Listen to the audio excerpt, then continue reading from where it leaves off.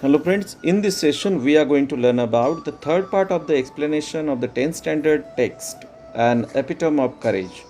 This is a story about the life of the great scientist Dr. Stephen Hawking. So let's begin. Nevertheless, this disease came as a bolt from the blue. A bolt from the blue म्हणजे a sudden unexpected shock or surprise. अनपेक्षित धक्का बसला त्यांना. Underline करा त्याला. नेव्हरदिलेस असं असलं तरी this disease came as a bolt from the blue. A bolt from the blue म्हणजे काय? A sudden unexpected shock or surprise. धक्का बसला अनपेक्षितरित्या त्यांना. कसला धक्का बसला? How much time he had left on this planet was very uncertain. आणि या पृथ्वी तळावर किती वेळ त्यांच्याकडे, या भूतलावर ते किती काळ राहणार आहेत याची काहीच शाश्वती नव्हती. The prognosis was bad and the doctor said they could not do much. The prognosis means forecast of the future health condition. म्हणजे आजारपणाविषयी जे भाकीत केलं जातं, भविष्यात येणाऱ्या आजारपणाविषयी, तर ते prognosis. The prognosis was bad. ते भाकीत अतिशय काय होतं? पूर्वनिदान जे होतं, रोगाचं पूर्वनिदान खूप वाईट होतं. And the doctor sed that they could not do much. आणि डॉक्टरांच्या म्हणण्यानुसार फार काही करता येण्यासारखं नव्हतं. अनडाउंटेड Stephen decided to continue his research and even got engaged to a Jane Wild. बघा काय झालं? अनडाउंटेड म्हणजे नॉट अफ्रेड ऑफ मिसफॉर्च्यून. घाबरले नाहीत ते आपत्तीला, त्या सडन त्यांच्यावर जे आपत्ती कोसळली होती त्याला. Undaunted means not afraid of the misfortune. हिम्मतवान होते ते. Undaunted Stephen decided to continue his research. What did he decide to continue? His research. त्यांचं संशोधन मात्र त्यांनी चालूच ठेवण्याचं ठरवलं. He decided to continue. Underline the infinitive. काय बरं? To continue. Very good. So undaunted, Stephen decided to continue his research and even got engaged to a Jane Wild. आणि त्यांची एंगेजमेंट देखील झाली जेन वाइल्ड सोबत. Hawking says that ironic as it may sound, it is at this dismal stage he began enjoying life the most. बघा, खडतर परिस्थितीमध्ये देखील आनंद घेता आला पाहिजे जीवनाचा, याचं मूर्तिमंत उदाहरण म्हणजे स्टीफन हॉकिंग होते.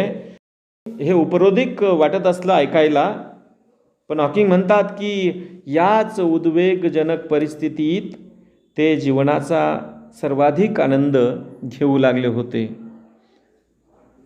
It is at this dismal stage he begin enjoying life the most. सगळ्यात जास्त आनंद जीवनाचा घेत होते ते या खडतर परिस्थितीमध्ये, या वाईट अवस्थेमध्ये. This he says was because he started living life for the moment and continued his doctoral research work with renewed vigour. याचं कारण होतं की ते क्षणापुरते जगा, म्हणजे त्यांनी क्षणापुरतं जगायला सुरुवात केली होती. म्हणजे he started living for the moment, म्हणजे हा आलेला क्षण आहे ना, तो पूर्णपणे जगून घ्यायचा, तो आनंद घ्यायचा त्या क्षणाचा. पुढचं उद्या कोणी पाहिले, हे त्यांची फिलॉसॉफी होती. आणि कंटिन्यूड हिज डॉक्टरल रिसर्च. आणि त्यांचं डॉक्टरल रिसर्च जो होता, PhD त्यांची चालू होती, त्यांचं जे रिसर्चचं काम होतं ते त्यांनी चालूच ठेवलं. In the meanwhile the disease worked its way into Stephen's body and left him disabled. Now underline the word worked. वर्कडं असा उच्चार करू नका. काय उच्चार करायचा त्याचा? वर्कड. नाव आता ते पास्ट टेन्सचं रूप आहे, बरोबर. तर what will be the tense of this sentence? Simple past tense. Very good. So in the meanwhile म्हणजे दरम्यानच्या काळामध्ये या आजाराने हळूहळू स्टीफनच्या शरीराचा ताबा घेतला अँड लेफ्ट डिसेबल्ड, आणि त्यांना बऱ्यापैकी अपंग केलं. He began studying the concept of black holes to get his PhD. तरी देखील स्टीफन्सने कसला अभ्यास सुरू ठेवला? He began studying what? The concept of black holes. कोणती संकल्पना? कृष्णविवर ही संकल्पना, त्याचा अभ्यास त्यांनी सुरू केला. And he get his why did he study that? To get his PhD. काय मिळवण्यासाठी? PhD, डॉक्टरेट मिळवण्यासाठी.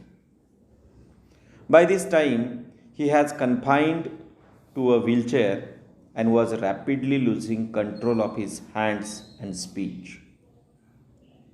आणि या काळामध्ये देखील आता ते व्हीलचेअरच्या मदतीनेच वावरू शकत होते.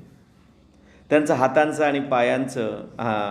आणि वाणीवरचं नियंत्रणही झपाट्यानं कमी होऊ लागलं.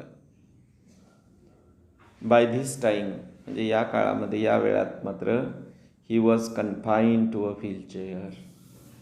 Confined, underline करा त्याला. By this time, he was confined to a wheelchair and was rapidly losing control of his hands and speech.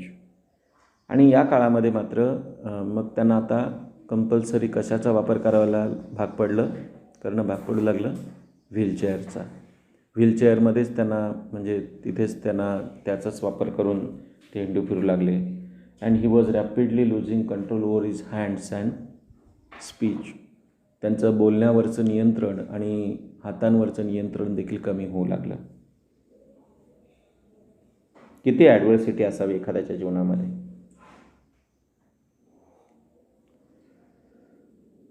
But the study of black holes sparked his imagination with bright ideas.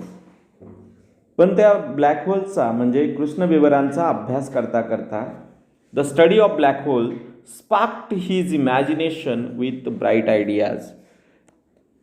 त्याच्याने काय झालं तर कृष्णविवरांच्या अभ्यासाने त्यांच्या कल्पनाशक्तीला नवकल्पनांचे धुमारे फुटले. Sparked his imagination with bright ideas. नवीन कल्पना त्यांना सुचायला लागल्या. He made many epoch-making statements that shook the established theories. त्यांनी काय केलं? त्यांनी केलेल्या अनेक युगप्रवर्तक अशा विधानांनी आधी सिद्ध झालेल्या सिद्धांतांना हादरवून टाकलं. He made many epoch-making. Epoch-making means of great importance at particular restricted times. म्हणजे त्याला आपण म्हणतो युगप्रवर्तक अशा स्वरूपाचे त्यांनी काही भाकितं केली, स्टेटमेंट्स केल्या. आणि इट शूक, शेकचं पास्ट टेन्स शूक आहे, सिम्पल पास्ट टेन्सचं वाक्य आहे. It shook the established theories. ज्या प्रचलित अशा ज्या काय म्हणतो सिद्धांत होते, त्या सिद्धांतांना त्याच्याने हादरा बसला. Scientist believe that the universe begin with a big bang. आणि आता शास्त्रज्ञांच्या मते या विश्वाची निर्मिती म्हणजे सुरुवात एका प्रचंड विस्फोट म्हणजे बिग बँग होऊन झालेली आहे, अशा पद्धतीचे वैज्ञानिक आता विश्वास ठेवायला लागले. To explain this concept better, आणि ही संकल्पना अधिक चांगल्या पद्धतीने स्पष्ट करण्यासाठी Stephen invented what is known as lie algebra. ही संकल्पना अधिक चांगल्या पद्धतीने स्पष्ट करण्यासाठी स्टीफनने लाय अल्जेब्रा त्याचा शोध लावला. Though confined to a wheelchair, जरी बाउंड टू कन्फाइंड टू म्हणजे काय? Bound to. जरी दो म्हणजे जरी. दोचा वापर शक्यतो कोणत्याही वाक्याच्या सुरुवातीला केला जातो. दो, THOUGH. उच्चार काय आहे? Though confined to a wheelchair, जरी त्या व्हीलचेअरलाच ते बांधून ठेवलं होतं त्यांचं जीवन. Bound to, with no control over his body, आणि त्यांच्या शरीरावर त्यांचं कोणतंही नियंत्रण नव्हतं. Save a finger and with a computer to help him express his thoughts. एक बोट फक्त शिल्लक होतं. काय? Save a finger to help him express his thoughts. बघा, with a computer to help him. आता एक बोट होतं आणि कम्प्युटर होता, ह्या दोनच गोष्टी त्यांना मदतीला होत्या. To express his thought. Express म्हणजे व्यक्त करणे. काय व्यक्त करण्यासाठी? त्याचे थॉट्स म्हणजे विचार. Doctor Hawking is an authority on profound subjects of science. Doctor Hawking विज्ञानातील गहन अशा विषयांमध्ये ते अधिकारी व्यक्ती आहेत. म्हणजेच काय म्हणतो आपण? He is an authority on profound subjects of science. म्हणजे एवढं त्यांनी काय म्हणतो त्याच्यामध्ये स्किल प्राप्त केलं होतं, किंवा तेवढं ते त्या याच्यामध्ये विज्ञानामध्ये विज्ञानाचे ते गाढे अभ्यासक होते. आणि म्हणून ते त्यांच्याकडे एक काय म्हणतो एक पॉवर होती विशेष करून. Numerous honorary doctorates and awards have been bestowed on him. Numerous म्हणजे अगणित, असंख्य, इनन्युमरेबल आपण म्हणतो त्याला. Numerous honorary doctorates. ऑनररी म्हणजे मानद डॉक्टरेट्स म्हणतो नाही का आपण. काही विद्यापीठं काही लोकांना ज्यांचं एखाद्या क्षेत्रामध्ये अतिशय चांगला अभ्यास असतो अशा लोकांसाठी ते काय करतात? ऑनररी डॉक्टरेट्स त्यांना देत असतात. अँड अवॉर्ड्स म्हणजे पुरस्कार. Have been bestowed means bestowed on means granted as an honour. Bestowed म्हणजे काय? ग्रँटेड ॲज ॲन ऑनर म्हणजे सन्मानपूर्वक त्यांना ते प्रदान करण्यात आलं होतं. He is a fellow of the royal society and a member of US National Academy of Sciences.